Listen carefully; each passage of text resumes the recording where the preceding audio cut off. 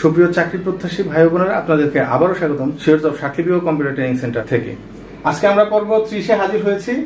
তো আমরা একটু ম্যাথটা দেখি। এখানে কি বলা হয়েছে যে বার্ষিক শতকরা কি বলছে, যে বার্ষিক শতকরা 10 টাকা সরল মুনাফায়, বার্ষিক শতকরা 10 টাকা সরল মুনাফায় কত টাকার দৈনিক মুনাফা 10 টাকা হবে। আচ্ছা, প্রশ্ন থেকে আমরা কিভাবে বুঝবো যে মুনাফা কোনটা, সময় কোনটা, মুনাফার হার কোনটা, আসল কোনটা, তাই না? এখানে আমাদের একটু প্যাচ বেঁধে যায়। এই প্যাচটা আমরা আজকে খুলে ফেলবো, ঠিক আছে? তো এখানে কি বলছে, বার্ষিক শতকরা কি বলছে, বার্ষিক যে কোনো মুনাফা বা যে কোনো সুদ, যে কোনো ইন্টারেস্ট কিন্তু কি এক বছরে হিসাব করা হয়। কি করা হয়? এক বছরে কত টাকা ইন্টারেস্ট, এক বছরে কত টাকা সুদ, এক বছরে কত টাকা মুনাফা, সেটা কিন্তু বার্ষিক হিসাবে আমরা পেয়ে থাকি, ঠিক আছে? কিন্তু আপনি যদি দেখেন যে আপনি 6 মাসের একটা সুদ দিবেন, 6 মাসের জন্য সুদ দিতেছেন, 3 মাসের জন্য সুদ দিতেছেন, 1 সপ্তাহের জন্য আপনি সুদের একটা টাকার লেনদেনে আছেন আপনি, ঠিক আছে? তো সেটা মূলত কি হয়েছে, সেটা 1 বছরে কনভার্ট হবে। এখানে সময় বলতে যে আমি এর আগের লেকচারেও আমি বলেছি, অলরেডি যে সময়ের যে হিসাবটা, সময়টা আসলে সপ্তাহ না, দিন না, ঘন্টা, মাস না, সময়টা আসলে মূলত 1 বছরের হিসাব, ঠিক আছে? সময়টা আসলে কি 1 বছরের হিসাব। কিন্তু এই ক্ষেত্রে এই যে যদি সপ্তাহ, মাস বা দিনের হিসাবটা যদি আসে, তাহলে সেটা আমরা কি করব, সেটা আমরা কনভার্ট করে বছরে নিয়ে আসবো। আচ্ছা, তো আমরা দেখি যে কোন জিনিসটা হচ্ছে মুনাফা, কোন জিনিসটা সময়, কোন জিনিসটা মুনাফার হার, কোন জিনিসটা আসল, সেটা আমরা ক্লিয়ারলি বের করে ফেলবো। আচ্ছা, কি বলছে, বার্ষিক শতকরা এত টাকা সরল মুনাফা, কত টাকার দৈনিক মুনাফা, কত টাকার কি বলছে, দৈনিক মুনাফার কথা কিন্তু বলছে। কি বলছে এখানে, দৈনিক মুনাফা, দৈনিক মুনাফা। তো দৈনিক মুনাফা যদি আপনি বছরের হিসাবে কনভার্ট করেন, আচ্ছা, তাহলে আপনাকে বছরটাকে কনভার্ট করে দিনে নিয়ে আসতে হবে, যেহেতু আপনি দৈনিক আপনি মুনাফাটা দিচ্ছেন, দৈনিক মুনাফা হিসাবে আপনি এখানে ক্যালকুলেশন করতেছেন, তাই না?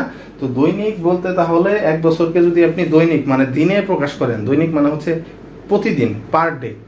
আচ্ছা, তাহলে বছরকে যদি আপনি দিনে কনভার্ট করেন, তাহলে কত হয়? 1 বছর সমান কত দিন? 365 দিন।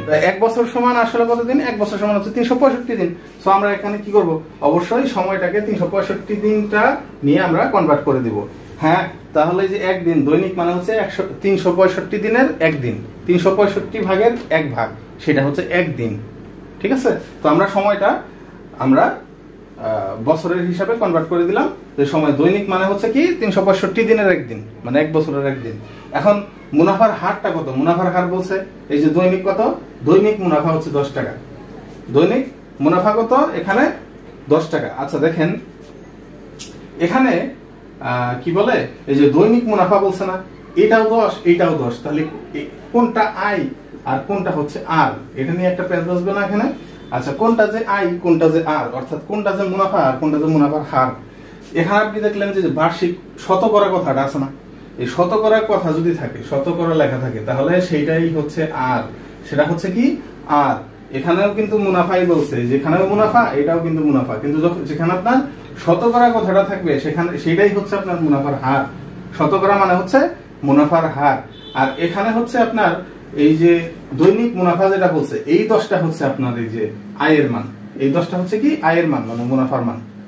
কথা ক্লিয়ার? আচ্ছা, এরপরে বলছে যে কত টাকার দৈনিক মুনাফা 10 টাকা, কত টাকার মানে যে আসল যে জিনিসটা, আসল যে টাকাটা, সেই টাকাটা কিন্তু আমাদের নাই, সেই টাকাটা বের করতে হবে, ঠিক আছে? আমরা এইভাবে একটা টান দিব, টান দিয়ে এই পাশে কি কি দেওয়া আছে, ডেটা প্রশ্নের ভিতরে কি কি দেওয়া আছে সেটা লিখবো, আর এই পাশে হচ্ছে আমরা সলিউশন করবো, ঠিক আছে? আচ্ছা, আসল পি ইজ ইকুয়াল টু আর।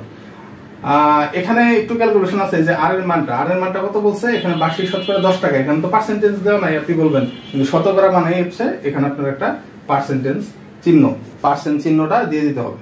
এরপরে আবার এই লাইনটা কিভাবে আসলো, কারণ আপনাকে পার্সেন্ট মানে আপনাকে জানতে হবে যে 1/100, 1/100, ঠিক আছে? পার্সেন্ট মানে কি 1/100, তাহলে পার্সেন্ট মানে যদি 1/100 হয়, তাহলে উপরে 1 মানে 1 সাথে 10 গুণ করলে 10ই হয়, আর নিচে কত আসে, নিচে হলো 100।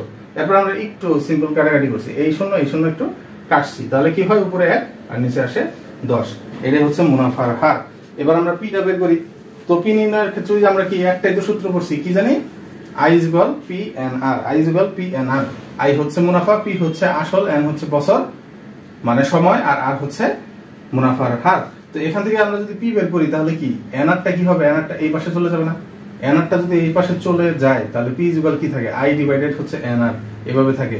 আয়ের মান বসাই দিই, আয়ের মান 10, নিচে n এর মান কত, n এর মান 1/365, 1/365 ইনটু r এর মানটা কত, এই r এর মান 1/10 পাইছি, বসাই দিলাম। এরপর আমরা কি করছি, উল্টাই দিছি। কিভাবে উল্টাইছি, এই যে হরলবে উল্টাইছি আর কি, যে 10, আচ্ছা উল্টানোটা একটু পরে আসছে, আমরা এটা একটু সিম্পলি ক্যালকুলেশন করছি। উপরে হচ্ছে 10, আর 1 আর 1 গুণ করলে 1, আর 365 সাথে 10 গুণ করলে 3665, মানে একটা শূন্য বাড়বে। এরপরে এই যে মাঝখানের যে এই যে ভাগ চিহ্নটা, এই যে ভাগ চিহ্নটা, এটার আমরা উল্টাই দিলে কি হয়, গুণ হয়ে যায় না? তাহলে 10 গুণন নিচেরটা যায় উপরে, উপরেরটা যায় নিচে, অর্থাৎ 365, 3650 যায় উপরে, নিচে থাকে 1। এন্ড 3650 এর সাথে 10 গুণ করলে কি হয়, শূন্য আর একটা বাড়ে না? এই যে শূন্য আর একটা বেড়ে গেছে। এটাই হচ্ছে আমাদের হচ্ছে আসলের পরিমাণ। আসল পি ইকুয়াল কত, 36,500, উত্তর 36,500 টাকা। ঠিক আছে বিষয়টা?